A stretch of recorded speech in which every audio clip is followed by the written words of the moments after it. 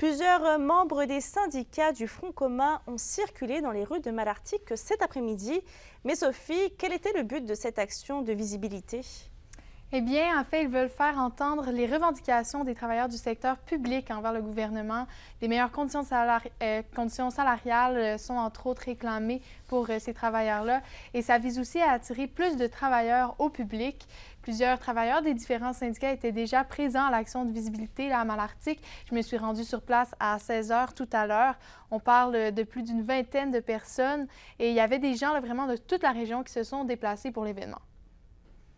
Nous, on fait une action de visibilité dans l'ensemble de l'Abitibi-Témiscamingue. On visite certains festivals. C'est pour dénoncer les lenteurs là, actuelles au niveau de la négociation nationale.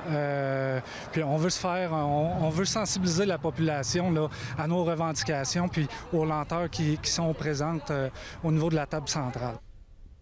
Et Sophie, en quoi consistent les revendications des travailleurs de la fonction publique exactement?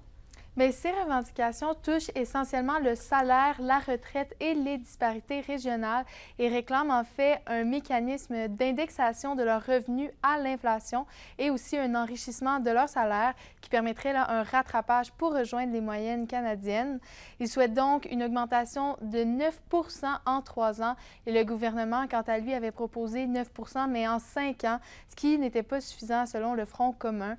Et si la situation n'évolue pas à la rentrée, le Front commun compte intensifier ses moyens de pression.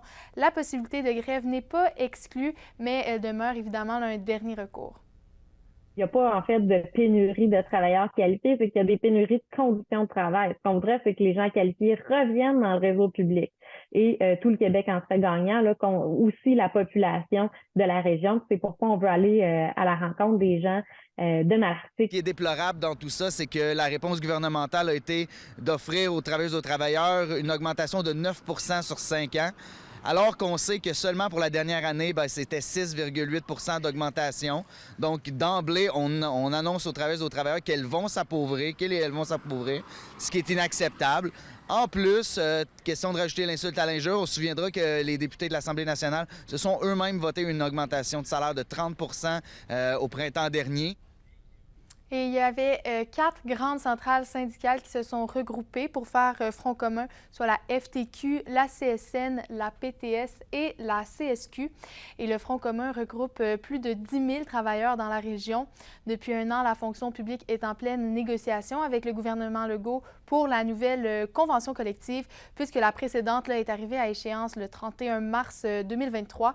Et selon les personnes présentes à Malartic, leur message qui se transmet plutôt bien jusqu'à présent, parce que les citoyens sont directement touchés par les services publics et ils s'intéressent donc vraiment aux réalités des syndicats. En général, les gens sont très réceptifs. On leur parle de nos revendications. Dans le fond, nous, on donne des services à la population. Alors, les gens sont quand même très réceptifs là, au fait que nous sommes sans contrat de travail depuis le mois de mars dernier.